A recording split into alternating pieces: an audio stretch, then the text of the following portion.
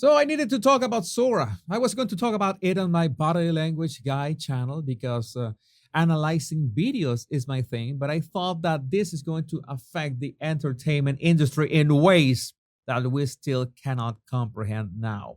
The examples that we have seen are nothing short of amazing, and I'm coming from a 3D modeling and animation background, so this is groundbreaking. The amount of time that you would need to model, light, rig, animate, and render this stuff is, well, let's say more than a couple days. We still don't know how much time does Sora require to generate these videos, but I can guarantee you that it's only a fraction of what traditional 3D and animation take. Not to mention that better chips are only going to make this process faster and with less humans. Can you imagine Hollywood executives right now? In fact, Tyler Perry is one of those producers that already made moves after watching Sora's ability to create hyper realistic and hyper creative videos from scratch with only a text prompt. The reports are that he has stopped an 800 million expansion of his studio after seeing OpenAI's text to video model Sora. He adds that he just used AI in two of his films and that with Sora, quote, I no longer would have to travel to locations, end of quote. I think this is getting ahead of ourselves. Not going to lie, I'm pretty excited about what the future will bring in terms of creativity.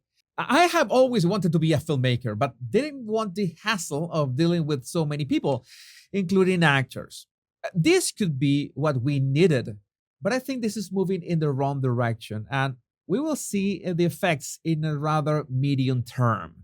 Yeah, Sora's videos are impressive, very realistic, but most of them are videos about things that our brain is not used to register.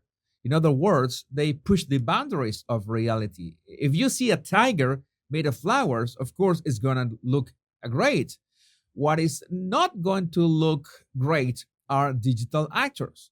I'm sure the technology is going to advance enough so movies like Polar Express are going to be just a bad distant memory, but I'm sure that acting is not going to go out of fashion anytime soon. And actors and actresses will want to see their own faces on the screen, not a digital copy or a digital incarnation. And the public will demand it as well because the uncanny valley is one tough cookie, and I don't think it will be solved in a satisfying way anytime soon. My other question is regarding special effects companies. It's obvious that if an AI does the grunt work of an entire team of artists and it can be tamed to generate consistent results, then the jobs of tens of thousands of top tier digital artists will be at stake. Concept artists, modelers, animators, matte painters, it's not that they are going to disappear, but as I have mentioned since 10 years ago, a single artist is going to be able to do the work of 30 at any given time. And that's how so many people will become redundant in that process. That's not even mentioning that makeup artists could be in danger as well. If the studios find out how to just render practical effects and makeup in real time over the actors, the implications are brutal, and the entertainment landscape is going to change vastly in the next 5 years. Now, as I mentioned before, I have always wanted to be a filmmaker. I have always loved movies, but the moment I wanted to make them was watching the short films The Hire. I was at the BMW film series. It was blatant product placement, but we are talking about Clive Owen being directed by Ang Lee, Guy Ritchie, John Woo, and Neil Blomkamp, among others. I watched those shorts and I said, I want to do that. But I have always thought that being a filmmaker requires dealing with too much people. But what if I could come up with a story and just create it using AI tools? What if AI actors could become so good that not only their likeness to humans, but their talent presenting emotions is as good as the real thing? And with enough data, we're going to arrive there more sooner than later. But if anyone can be a filmmaker, then what's going to be the difference between them? Because if anyone for a monthly fee can have access to cutting edge production quality with just writing a prompt on one's keyboard, and the only difference will be to write the actual thing. And this is where I have my doubts. Maybe it could be because I don't consider myself a good fiction writer. I'm lousy at best writing fiction, not to mention dialogue. So I think this is something really difficult that requires actual skill. Could an AI write a script, dialogue, and engage in a storyline and catch the audience's attention for several movies or episodes, let alone seasons? Well, yes and no, because the AI is only as good as the human that writes the prompt, as long as there are not certain limitations. You might be aware of the crude embarrassment that Google Gemini has been. For anything regarding white people, even for historical figures, it always generated diverse ethnicities. And nobody's saying that diversity is wrong.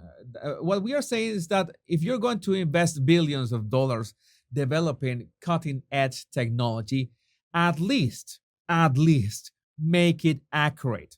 Because beyond the fact that this was a sad attempt at being too politically correct, this still is a very good snapshot of all the limitations that will be imposed on these tools. You definitely will not be able to create anything that you want, no matter how good your prompt. And to have access to the real firepower, the $1 trillion processing farms, you will need to abide by some draconian rules that most probably will choke your creative endeavors on the spot. So, is this AI revolution a lost cause?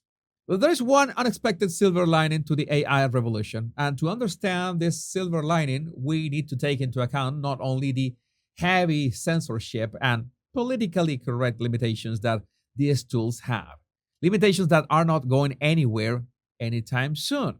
You also need to take into account that whenever you prompt to an AI, you're going to get an average of many styles or techniques or tendencies. If you simply ask for a dragon, it's going to generate the most generic dragon that you can imagine because it will generate the average concept of a dragon, and that's it. So, that fact that you need to put actual work into prompting combined with the limitations is going to be a deal breaker in terms of authenticity. No matter how realistic, it will look bland. And please repeat that sentence out loud. No matter how realistic, AI will still look bland. Even if you ask the AI to add imperfection to a frame, to a dragon design, or to a dialogue, it will add the average imperfection to it, never extreme. Only humans know how to be creatively extreme. The only solution that I could come up with is to solve this conundrum is that you connect an AI directly to your brain and you literally imagine, prompt your scenes and your characters straight from your imagination.